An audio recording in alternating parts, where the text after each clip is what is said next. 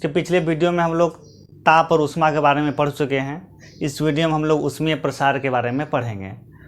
तो क्या होता है ऊष्मीय प्रसार? किसी भी पदार्थ में जब हम लोग ऊष्मा देते हैं तो उसमें होने वाले प्रसार को ऊष्मीय प्रसार बोलते हैं। जैसे कोई पदार्थ है या कोई वस्तु है, अगर उसमें सिर्फ लंबाई होगा तो उसमें लंबाई प्रसार होगा, तो उसको हम लोग रेखीय प्रसार गुणांक कहते हैं, रेखीय प्रसार बोलते हैं। और अगर उसमें लंबाई और प्लस चौड़ाई भी होगा तो क्षेत्रफल में प्रसार करेगा, थोड़ा लंबाई में भी करेगा, थोड़ा चौड़ाई में भी करेगा, तो उसको हम लोग क्षेत्रीय प्रसार कहते हैं।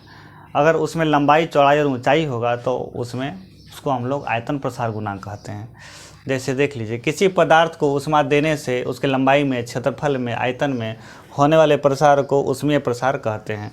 जैसे गैस में सबसे ज़्यादा प्रसार होता है। कोई गैस है, उसको अगर हम ताप देंगे, ऊर्जा देंगे, ऊष्मा देंगे तो सबसे ज़्यादा वो प्रसार करता है। जैसे एक रूम है, उसमें अगर हम गर्म करेंगे तो ज़्यादा फैलता है, क्योंकि गैस के जो अणु होते हैं वो ज़्यादा दूर तक होते हैं। इससे कम प्रसार द्रव में होगा और सबसे कम प्रसार किस में होगा? ठोस में होगा। रेखीय प्रसार गुणांक क्या है? रेखीय प्रसार गुणांक क्या है? मान लीजिए एक वस्तु है जिसके सिर्फ लंबाई है, इसे हम चौड़ाई नहीं मान रहे हैं, सिर्फ लंबाई है, और इसके नीचे हम आग लगा दें, ऊर्जा देंगे, ऊष्मा देंगे, तो क्या होगा? ये थोड़ा सा लंबा हो जाएगा, बढ़ के इतना लंबा हो जाएगा। इसको डेल्टा एल से सूचित करते हैं। इसको बोलते हैं डेल्टा एल, मतलब कितना बढ़ा। ये तो मूल लंबाई हो गया, ये क्या है? मूल लंबाई हो गया, और ये इतना बढ़ा, तो इसको हम डेल्टा एल से सूचित करते हैं। जितना बढ़ा उसको हम लोग डेल्टा एल से बोलते हैं। तो मूल लंबाई में जो डेल्टा एल बढ़ा तो उसी को हम लोग रेखीय प्रसार कहते हैं। और कितना डिग्री बढ़ाएंगे तो कितना बढ़ेगा? मान लीजिए, हो सकता है हम यहाँ पे पहले था इसमें 30 डिग्री टेम्परेचर होगा इसका, पहले से 30 डिग्री सेल्सियस, और इसको ऊष्मा दे के हम 30 से कर दिए 50 डिग्री सेल्सियस। तो ये जो डेल्टा एल है, मतलब लंबाई में, तो पहले की अपेक्षा कितना बढ़ेगा, तो इसी को बोलते हैं रेखीय प्रसार गुणांक। मतलब कितना डिग्री पे, प्रति एक डिग्री पे कितना लंबाई में बढ़ रहा है, उसी को रेखीय प्रसार गुणांक कहते हैं। देखिए लिख दिए, प्रति डिग्री सेल्सियस तापमान बढ़ाने पर किसी वस्तु की लंबाई में जो प्रसार होता है उसको रेखीय प्रसार गुणांक कहते हैं। मतलब हर एक डिग्री में अगर हम बढ़ाएंगे उसमें कुछ न कुछ प्रसार होगा लंबाई में, तो इसी के रेशियो को हम लोग रेखीय प्रसार गुणांक कहते हैं। और इसको अल्फा से सूचित करते हैं। इसको क्या चीज़ से डिनोट करते हैं? अल्फा। अल्फा मतलब हो गया रेखीय प्रसार गुणांक, इसको हम लोग अल्फा से सूचित करते हैं। अल्फा लिख दिए तो समझ लीजिए कि ये रेखीय प्रसार गुणांक है। और इसका मात्रक जो है प्रति डिग्री सेल्सियस होता है। जैसे मान लीजिए कोई लंबाई में बढ़ गया 0.01, तो इसको लिखें प्रति डिग्री सेल्सियस। तो ऐसे इसको मात्रा में डोनेट करते हैं। तो रेखीय प्रसार गुणांक क्या है? लंबाई में वृद्धि, इतना लंबाई में वृद्धि किया। मूल लंबाई कितना है? मूल लंबाई ये है। और ताप हम कितना वृद्धि किए हैं, इसी को फार्मूला में लिख दिए, अल्फा रेखीय प्रसार गुणांक। लंबाई में वृद्धि डेल्टा एल, ये लंबाई में इतना वृद्धि हो गया। और लंबाई, मूल लंबाई कितना था, इसको मूल लंबाई इसका कितना है? एल है। इसका मूल लंबाई कितना? लेंथ मान लीजिए एल है। और ताप कितना बढ़ा है? 30 डिग्री से 50 डिग्री हो गया, तो कितना हो गया? 20 डिग्री हमने बढ़ाया। तो इसी को बोलते हैं डेल्टा टी। इसको क्या बोलेंगे? Change in temperature. इसको बोलते हैं चेंज इन टेम्परेचर या फिर चेंज इन ताप। चेंज कितना हो गया? 30 से 50 हो गया, तो 20 डिग्री का चेंज हो गया, तो इसको बोलते हैं चेंज इन टेम्परेचर या फिर ताप में परिवर्तन। तो यहाँ पे ताप वृद्धि या फिर ताप में परिवर्तन, इससे हम लोग रेखीय प्रसार गुणांक बोलते हैं। तो इसी तरह हम लोग इसके आगे पढ़ेंगे क्षेत्रीय प्रसार गुणांक क्या होता है। अब क्षेत्रीय प्रसार में क्या होगा, सोचिए थोड़ा आप लोग। इसको हम तुरंत मिटा लेते हैं, मिटा के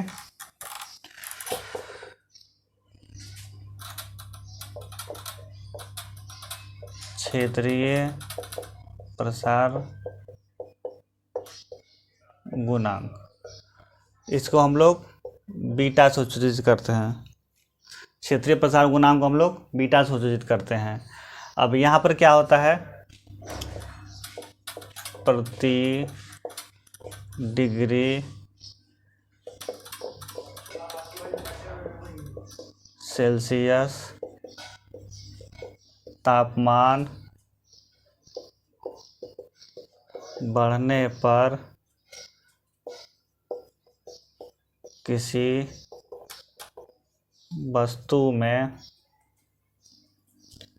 वस्तु के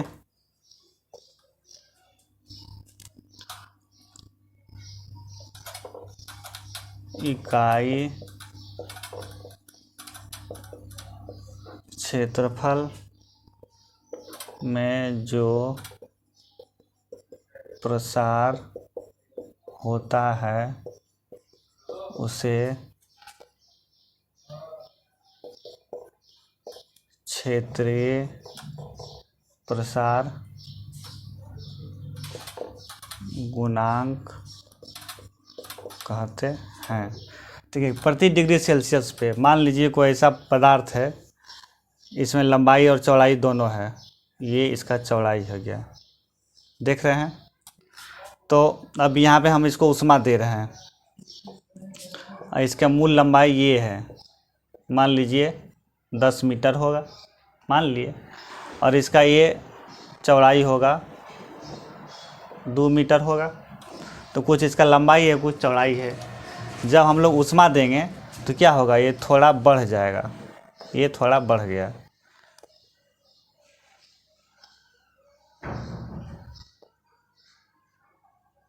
देखिए बढ़ गया। तो इसके लंबाई में कितना हो गया, पहले 10 था और ये बढ़ के हो गया यहाँ पर 2 मीटर बढ़ गया। तो टोटल लंबाई कितना हो गया अब यहाँ से यहाँ तक, 12 मीटर। अब चौड़ाई भी पहले 2 मीटर था, अब चौड़ाई बढ़ के हो गया, थोड़ा सा चौड़ा हो गया, ये हो गया 1 मीटर और यहाँ पर बढ़ गया 1 मीटर। टोटल चौड़ाई हो गया यहाँ से यहाँ तक 3 मीटर। थोड़ा लंबाई में बढ़ गया, थोड़ा चौड़ाई में बढ़ गया, थोड़ा लंबाई में बढ़ गया और थोड़ा चौड़ाई में बढ़ गया। तो ये हो गया आपका क्षेत्रीय प्रसार गुणांक। इसी को बोलते हैं, इसको बीटा से सूचित करते हैं। इसको क्या चीज़ से बोलते हैं, बीटा से सूचित करते हैं। इसको भी प्रति डिग्री सेंटीग्रेड, ये मात्रा से, इसका मात्रक ये है प्रति डिग्री सेल्सियस। तो इसको हम लोग प्रॉब्लम फॉर्म में कैसे लिखेंगे,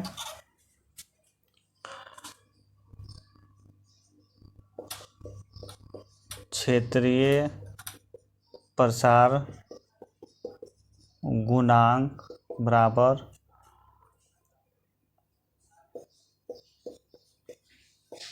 क्षेत्रफल में वृद्धि बटे मूल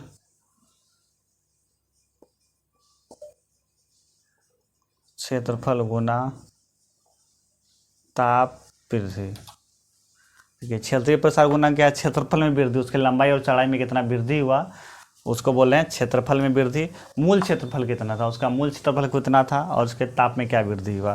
तो इसको हम लोग बीटा से लिख देंगे, डेल्टा एरिया अपॉन एरिया गुना डेल्टा टी। तो ये हो गया आपका फार्मूला, सूत्र। इसी सूत्र पे हम लोग आगे सवाल भी बनाएंगे। क्षेत्रफल में कितना वृद्धि हुआ और मूल क्षेत्रफल क्या था और उसका ताप में कितना वृद्धि हुआ। तो समझ गए आप लोग। अब इसके बाद हम लोग पढ़ते हैं, रेखीय हो गया, क्षेत्रफल हो गया, और अब आयतन प्रसार गुणांक पढ़ते हैं। उसी प्रकार अभी है आयतन प्रसार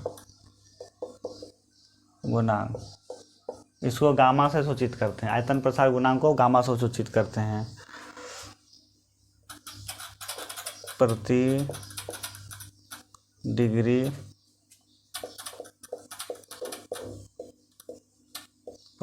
सेल्सियस तापमान बढ़ने पर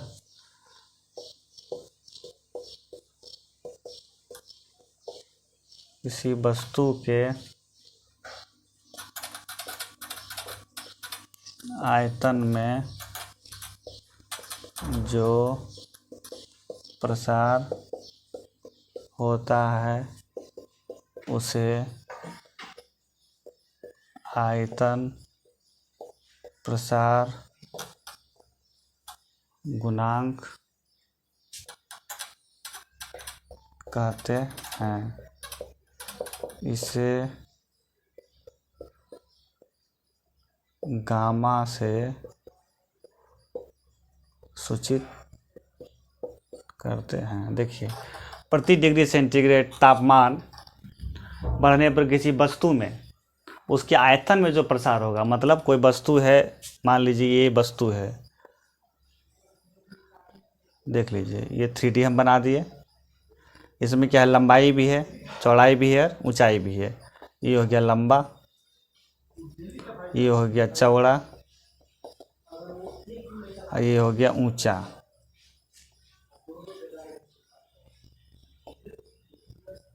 ये ऊंचा हो गया। तो लंबाई, चौड़ाई, ऊंचाई तीनों में जो परिवर्तन होगा उसको आयतन प्रसार गुणांक बोलते हैं। तो इसका फॉर्मूला कैसे होगा, आयतन प्रसार गुणांक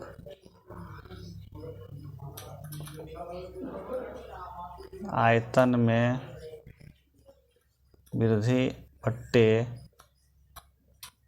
मूल आयतन गुना ताप वृद्धि।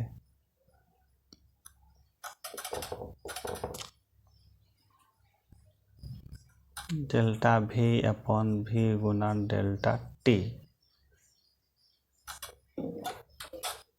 Gamma gamma.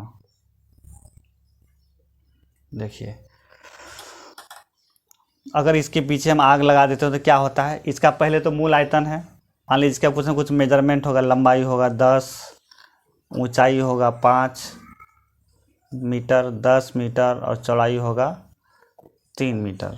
इसका कुछ नाप है। अगर इसमें हम ऊष्मा को डालेंगे, ऊष्मा और इसका बढ़ाएंगे तो इसमें वृद्धि होगा, मूल पहले से बड़ा हो जाएगा। तो कितना बड़ा हुआ उसको बोलते हैं चेंज, और आयतन को बोलते हैं वॉल्यूम। तो वॉल्यूम में कितना चेंज हुआ वो हम ऊपर लिख देंगे, उसका पहले का वॉल्यूम कितना था वो यहाँ लिख देंगे, और कितना हम ऊष्मा दिए उसको लिख देंगे। ये हमारा फार्मूला निकल गया, सूत्र निकल गया। इस पर हम लोग आगे चल के सवाल बताएंगे। अब आप लोग देखे होंगे, देखिए प्रसार गुणांक का उदाहरण, कि जो भी पुल है, रेलवे लाइन देखे होंगे, रेल का पटरी, ये रेल का पटरी है, और ये एक दूसरे से जो है ज्वाइंट के बीच में यहाँ गैप रहता है, यहाँ ज्वाइंट होगा लेकिन ये गैप रहता है। गैप इसलिए रहता है कि गर्मी के दिन में ये जो पटरी है ये फैलता है, तो ये भी फैलेगा थोड़ा सा, ये यहाँ तक आएगा, ये भी फैलेगा यहाँ तक आएगा, दोनों सट जाता है। तो इसको बोलते हैं रेखीय प्रसार गुणांक। कभी देखें पुल पे, हाईवे पे, NH वगैरह पे पुल बना होता है ऐसे, और इसके बीच में ऐसे ऐसे ज्वाइंट होता है, और इसके नीचे पाया होता है। पाया भी ढलैया नहीं रहता है, ये पाए भी ज्वाइंट नहीं रहता है, ये पाया ऐसे बना रहता है, यहाँ रहेगा, इसके ऊपर में ये रहता है पुल, ये पाया रहेगा, इसके ऊपर पुल, ये पूरा ढलैया नहीं रहता। कारण कि जब रेखीय प्रसार गुणांक होगा तो ये बढ़ेगा तो ये गैप भर जाता है, और अगर क्षेत्रीय प्रसार गुणांक हुआ, अगर चौड़ाई में बढ़ा तो ये गैप भर जाएगा। तो इसी तरह रोड हो गया, फिर रेलवे लाइन हो गया, यहाँ पर रेखीय प्रसार गुणांक, क्षेत्रीय प्रसार गुणांक का उदाहरण हम लोग को देखने को मिलता है। या फिर इसका एक संबंध है, तो देख लीजिए आप लोग, रेखीय या फिर क्षेत्रीय और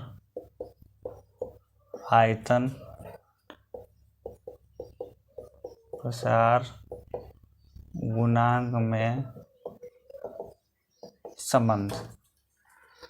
रेखीय प्रसार अल्फा बीटा गामा में संबंध क्या है, पहले तो α/1 बराबर β/2 बराबर γ/3, ये इसका संबंध है। इसी पे हम लोग फार्मूला, इसी फार्मूला पे सवाल भी पूछता है, हम लोग आगे बनाएंगे भी। या फिर इसी को ऐसे लिख सकते हैं, बीटा बराबर 2 गामा 2 अल्फ़ा, सॉरी बीटा बराबर 2 अल्फ़ा और गामा बराबर 3 अल्फ़ा। मतलब क्षेत्रीय प्रसार गुणांक जो होगा 2 रेखीय प्रसार गुणांक के बराबर होगा और आयतन प्रसार गुणांक जो होगा 3 रेखीय प्रसार गुणांक के बराबर होगा। या फिर इसको ऐसे भी लिख सकते हैं, अल्फ़ा अनुपात बीटा अनुपात गामा समानुपात 1 अनुपात 2 अनुपात 3, ये भी फार्मूला है। देख लिया आप लोग, ये भी फार्मूला है, उतारना हो तो उतार सकते हैं।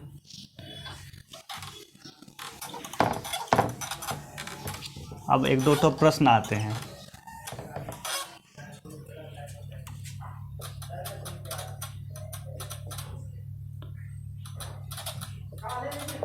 शीशे की छड़ को जब भाप में रखा जाता है तो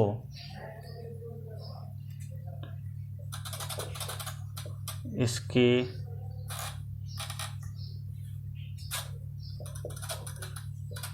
लंबाई बढ़ती है परंतु इसकी चौड़ाई होती है। ए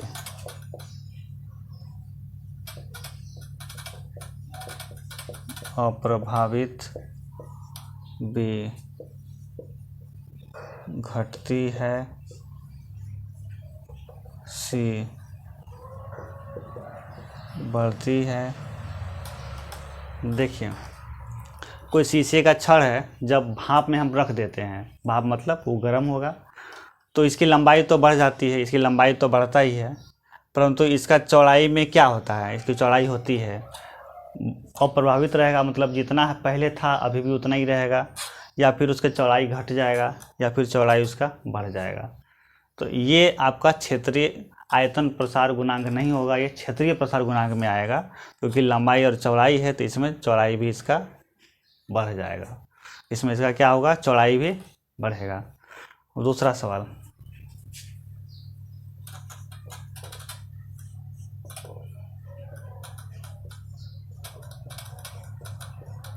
थर्मामीटर में पारा का उपयोग करते हैं। थर्मामीटर में पारा का उपयोग करते हैं, सब आप लोग जानते हैं, ऑप्शन देते हैं। पहला,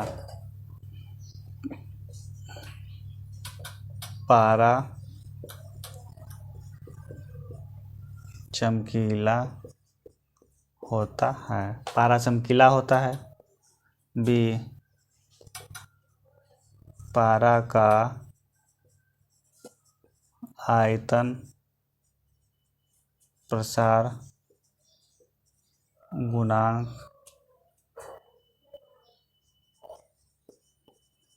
अधिक होता है। सी, पारा द्रव अवस्था में पाया जाता है। डी, पारा सभी जगह पाया जाता है। देख लीजिए, थर्मामीटर में पारा को उपयोग करते हैं, पारा चमकीला होता है इसलिए उपयोग करते हैं, या फिर पारा का आयतन प्रसार गुणांक अधिक होता है, या फिर पारा द्रव अवस्था में पाया जाता है, या फिर पारा सभी जगह पाया जाता है। ये चार में से आप लोगों को कौन सा ऑप्शन लग रहा है कि सही है?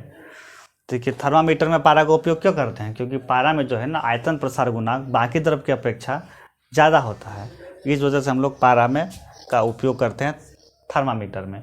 अगर इसमें से रहता एक से अधिक, अगर एक से अधिक रहता तब हम लोग एक से अधिक मारते हैं, क्योंकि पारा चमकीला भी होता है, आयतन प्रसार गुणांक तो होता ही है, पारा चमकीला भी होता है और ये द्रव अवस्था में पाया भी जाता है। तो ए बी और सी तीनों सही हो जाएगा। अगर एक से अधिक ऑप्शन रहा तो, अगर ये चारों में से चुनना है तो बी हम चुनेंगे कि पारा का आयतन प्रसार गुणांक ज़्यादा होता है।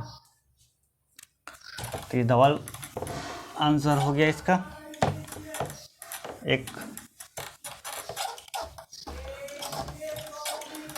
एक और क्वेश्चन देख लेते हैं। प्रश्न, यदि किसी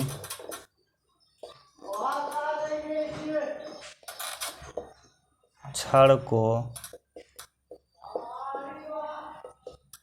पिघला दिया जाए तो, यदि किसी छड़ को पिघला दिया जाए तो उसका प्रसार पहले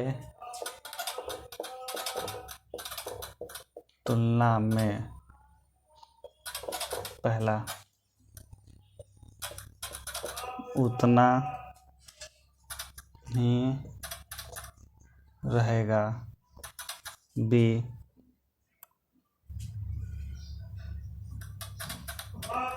दुगुना हो जाएगा, सी 3 गुना हो जाएगा, डी कोई नहीं सही। देखिए, एक छड़ है, छड़ को हम पिघला दिए। छड़ क्या है? लंबा छड़ था, उसको पिघला दिए। पिघला करने के बाद अब उसको उसमें ऊर्जा दे रहे हैं, उष्मा दे रहे हैं, तो उसका जो प्रसार गुणांक होगा, जितना जो पहले छड़ था वो पहले जितना प्रसार होता, क्या पिघलने के बाद भी उतना ही प्रसार होगा? यही सवाल है। उतना ही रहेगा या पिघलने के बाद पहले की अपेक्षा में दुगुना हो जाएगा, या फिर पिघलने की अपेक्षा बाद पहले से 3 गुना हो जाएगा? तो क्या हो गया? पिघल जाएगा तो क्या होगा? उसमें लंबाई प्लस चौड़ाई प्लस ऊंचाई, आयतन भी आ जाएगा। जब कोई लोहा पिघल जाता है तो उसमें वॉल्यूम आ जाता है, आयतन आ जाता है, तो आयतन प्रसार गुणांक होगा। और आयतन प्रसार गुणांक होगा तो पहले की अपेक्षा 3 गुना बढ़ जाएगा। अल्फा/1 गामा/3, तो गामा होगा तो 3 अल्फा हो जाएगा, तो पहले की अपेक्षा 3 गुना बढ़ जाएगा। एक सवाल लास्ट है, ये सवाल आप लोग ध्यान दे दीजिएगा तो कन्फ्यूजन दूर हो जाएगा। 2 ठो मान लीजिए वस्तु है, एक ये वस्तु है, दूसरा बी वस्तु। ये ए हो गया, ये बी हो गया। अब इसका जो है आयतन रेखीय प्रसार गुणांक ज़्यादा होता है, ए का प्रसार ज़्यादा है बी से, ए का प्रसार ज़्यादा है बी से। तो ऑप्शन ए, ये कैसा होगा? ये इसका चित्र बना देते हैं। ये ए हो गया, ये बी हो गया,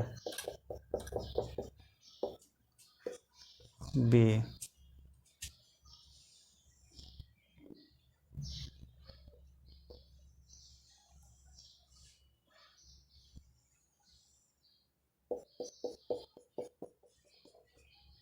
ये ए हो गया, ये बी हो गया, ए सी,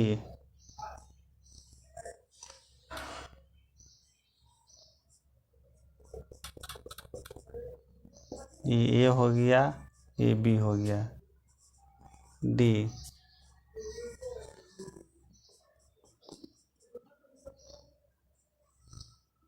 ये ए हो गया, ये बी हो गया। देख लिए सवाल है, ये शायद पूछा हुआ है किसी एग्ज़ाम में, ये कोई एग्ज़ाम में पूछा हुआ है, हमको अभी याद नहीं आ रहा है। एक का रेखीय प्रसार गुणांक ज़्यादा है कंपेयर टू 2 का, तो अगर इन लोगों को ऊष्मा देंगे तो ये फैलेगा कैसे? इसका प्रसार कैसा होगा?